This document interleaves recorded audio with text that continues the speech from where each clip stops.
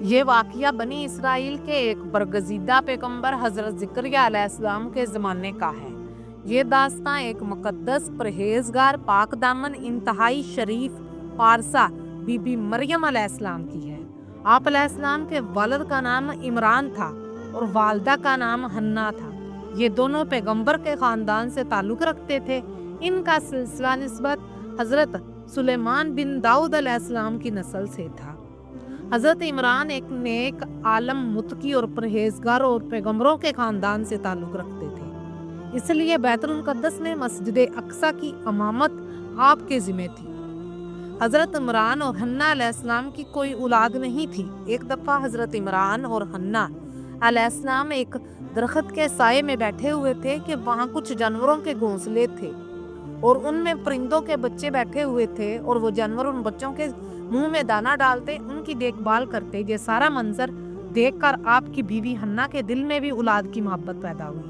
تو آپ علیہ السلام کی بیوی حنا نے اللہ سے دعا کی کہ اللہ ہمیں بھی اولاد یعنی کہ بیٹا عطا کرو اور ہم اسے آپ کے دین اور آپ کی راہ میں وقف کر دیں گے، تیری نظر کر دیں گے، جو بیت المقدس کی خدمت اور ہمیشہ تیری عبادت کرے گا اور وہ دنیا داری سے بالکل بے نیاز ہوگا۔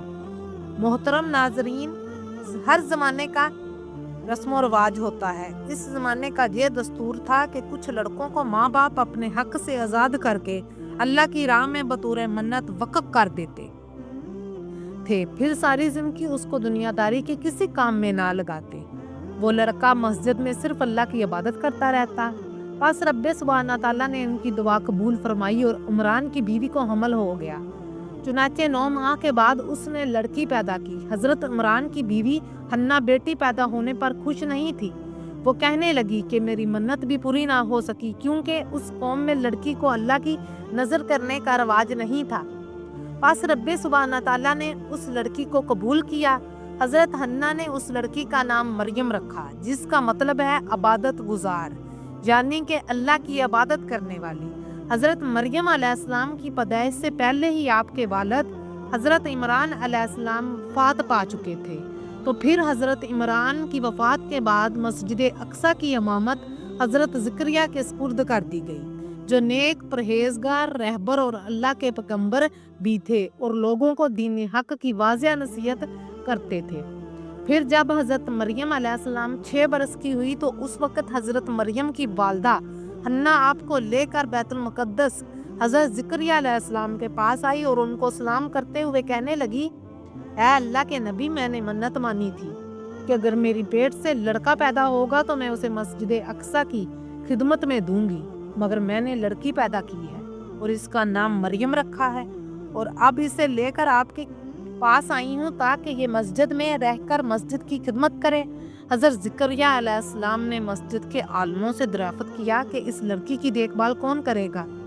اس بات پر مسجد میں کافی بحث و تکرار شروع ہوگی، کیونکہ آپ ایک نیک، اونچے، پرہیزگار اور پیغمبروں کے خاندان سے تعلق رکھتی تھی، اس لیے ہر کوئی عالم، مفتی اور رشتہ دار کے دل میں یہی خواہش تھی کہ ہم اس کی پرورش کریں۔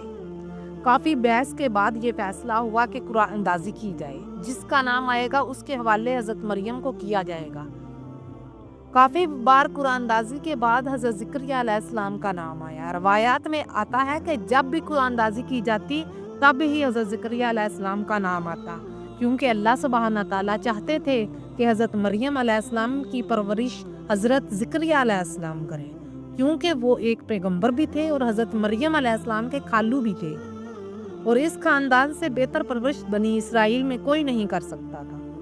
پھر حضرت زکریا علیہ السلام نے حضرت مریم کی کفالت شروع کر دی۔ جب حضرت مریم جوان ہوئی تو حضرت مریم کی عبادت کے لیے مسجد اقصی کے ساتھ خاص حجرہ تیار کیا اور اس کمرے میں حضرت زکریا کے علاوہ کسی اور کو جانے کی اجازت نہیں تھی۔ حضرت زکریا علیہ السلام نے حضرت مریم کی جسمانی اور روحانی لحاظ سے بہت اچھی تربیت و پرورش کی۔ جب حضرت مریم علیہ السلام اپنے حجرے میں عبادت کر رہی ہوتی تھی تو حضرت زکریا علیہ السلام آپ کے حجرے میں تشریف لاتے تو بہت زیادہ حیرت زدہ ہوتے، کیونکہ آپ کے پاس بہت رزق اور عمدہ پھل ہوتا اور وہ پھل موسم کے لحاظ سے نہیں ہوتا، جاننے کے بے موسمی پھل ہوتا تھا۔ تو حضرت زکریا علیہ السلام حیران ہو کر پوچھتے کہ اے مریم، یہ عمدہ پھل اور یہ رزق آپ کے پاس کہاں سے آیا ہے؟ تو حضرت مریم علیہ السلام نے فرمایا کہ یہ میرے رب سبحانہ تعالیٰ کی قدرت سے بھیجا ہوا رزق ہے جو جنت سے آیا ہے، اور میرا رب جسے چاہے اپنی قدرت سے بے حساب رزق عطا کرے۔ تو حضرت زکریا علیہ السلام بہت خوش ہوئے اور حیران ہو کر کہنے لگے کہ اگر میرا رب اپنی قدرت سے بند کمرے میں بی بی مریم کو بے موسمی پھل اور رزق عطا کر سکتا ہے تو مجھے بھی بڑھاپے میں اولاد عطا کر سکتا ہے۔ تو حضرت زکریا علیہ السلام نے اس وقت اپنے رب سے دعا مانگی، ہے اللہ مجھے اپنی قدرت سے نیک صالح اولاد نرینہ عطا فرما، تو خوب دعاؤں کو سننے والا ہے۔ اس کے بعد حضرت زکریا اپنے رب کی عبادت میں مصروف ہو گئے۔ ابھی عبادت میں مصروف ہی تھے کہ جبریل امین وحی لے کر حضرت زکریا علیہ السلام پر نازل ہوئے اور اس سے کہنے لگے، اے زکریا اللہ نے آپ کو اولاد کی خوشخبری دی ہے، اللہ آپ کو بیٹا عطا کرے گا جس کا نام حضرت یحییٰ ہوگا اور وہ اللہ کا پیغمبر ہوگا۔ ادھر حضرت مریم اللہ کی انتہائی عبادت گزار بندی تھی۔ حضرت مریم کو اللہ نے بہت زیادہ مقام و مرتبہ عطا کیا تھا۔ آپ نیک، پرہیزگار اور پیغمبروں کے خاندان سے تعلق رکھتی تھی، جیسا کہ قرآن پاک میں ارشاد ہے، وَإِذْ قَالَتِ الْمَلَائِكَةُ یا مریم ان اللہ اصطفاکی وطہراکی واصطفاکی علی نساء العالمین۔ اور جب فرشتوں نے مریم سے کہا کہ مریم اللہ نے تم کو مقدس بنایا ہے اور سارے جہاں کی عورتوں سے پاکی اور فضیلت بخشی ہے، یا مریم قنوتی لربکی واسجدی وارکعی مع الراکعین، مریم اپنے پروردگار کی فرمانبردار بندی بنے رہنا اور سجدہ کرنا اور رکوع کرنے والوں کے ساتھ رکوع کرنا۔ حضرت مریم علیہ السلام اپنے رب کی عبادت گزار بندی تھی۔ ایک دن اپنے کمرے میں عبادت میں مصروف تھی کہ فرشتوں کے سردار حضرت جبرائیل امین حضرت مریم علیہ السلام کی عبادت گاہ میں ایک نوجوان آدمی کی شکل میں آئے۔ حضرت مریم علیہ السلام اس شخص کو دیکھ کر بہت پریشان ہوئی اور اس آدمی سے اللہ کی پناہ مانگنے لگی۔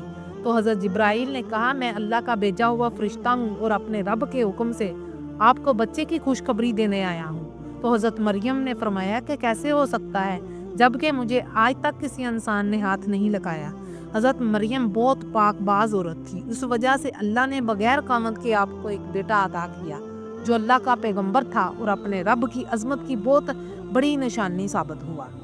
پھر حضرت جبرائیل نے اپنے رب کے حکم سے حضرت مریم علیہ السلام کے بطن میں روح پھونک دی اور آپ کا حمل ٹھہر گیا۔ جب بنی اسرائیل کے لوگوں کو آپ کے حمل کا پتہ چلا تو وہ لوگ آپ کو برا برا کہنے لگے، اے مریم آپ ایک نیک خاتون خاندان سے تعلق رکھتی تھی اور آپ نے یہ کیا بدکاری کی۔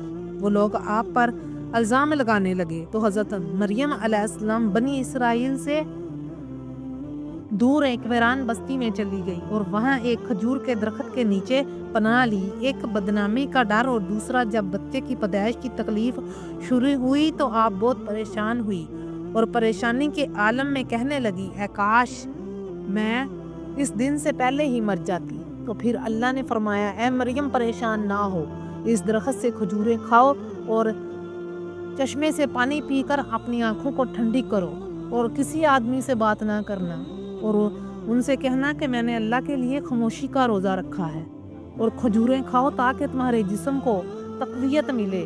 اس کے بعد حضرت عیسیٰ علیہ السلام کی ولادت ہوئی۔ پھر حضرت مریم علیہ السلام حضرت عیسیٰ علیہ السلام کو لے کر بنی اسرائیل واپس آ گئی۔ بنی اسرائیل کے لوگوں نے مریم کے بچے کو دیکھا تو وہ لوگ غصے سے لال پیلے ہو گئے اور حضرت مریم علیہ السلام کو برا برا کہنے لگے۔ آپ ایک معزز خاندان سے تعلق رکھتی تھی، آپ نے یہ کیا بدکاری کی؟ تو حضرت مریم علیہ السلام نے اس بچے کی طرف اشارہ کیا کہ یہ بچہ آپ کو سب بتا دیتا ہے۔ تو ان لوگوں نے کہا، یہ شرکواں بچہ کیسے بات کر سکتا ہے؟ تو حضرت عیسیٰ علیہ السلام اللہ کے حکم سے بات کرنا شروع ہو گئے۔ بچے نے کہا، میں اللہ کا بندہ ہوں، اس نے مجھے علم دیا ہے اور بابرکت پیغمبر بنایا ہے اور مجھے نماز اور زکوٰۃ ادا کرنے کا حکم دیا ہے اور اپنے والدین کے ساتھ حسن سلوک کا بھی حکم دیا ہے اور مجھے سلامتی اور رحمت والا بنایا ہے۔ حضرت عیسیٰ علیہ السلام اللہ کے انتہائی برگزیدہ پیغمبر تھے اور اللہ کی قدرت اور قیامت تک بڑی نشانی ثابت ہوئے۔ اللہ نے آپ کو زندہ آسمانوں پر اٹھایا اور قیامت کے قریب دوبارہ نازل کریں گے، اور پھر روز قیامت آپ امت محمدیہ کی قیادت کریں گے۔ اس کے بعد حضرت مریم علیہ السلام عیسیٰ کو لے کر بنی اسرائیل سے شام چلے گی۔ آپ وہ واحد خاتون تھی جس کا ذکر قرآن پاک میں آیا ہے۔ اللہ نے آپ کی پاکیزگی بیان کرنے کے لیے قرآن پاک میں پوری سورت نازل کر دی۔ آپ کا ذکر قرآن پاک کے علاوہ دوسرے اسلامی کتب میں بھی موجود ہے۔ پھر جب حضرت عیسیٰ بالغ ہوئے تو اپنی والدہ کے ساتھ واپس بنی اسرائیل آ گئے اور پھر اپنی والدہ کی وفات تک وہیں مقیم رہے۔ حضرت مریم کا شمار جنتی عورتوں میں ہوا، اور آپ وہ خاتون خاص ہیں جس کو جنت میں ہمارے پیارے نبی حضرت محمد صلی اللہ علیہ وسلم کی بیوی ہونے کا شرف حاصل ہوگا۔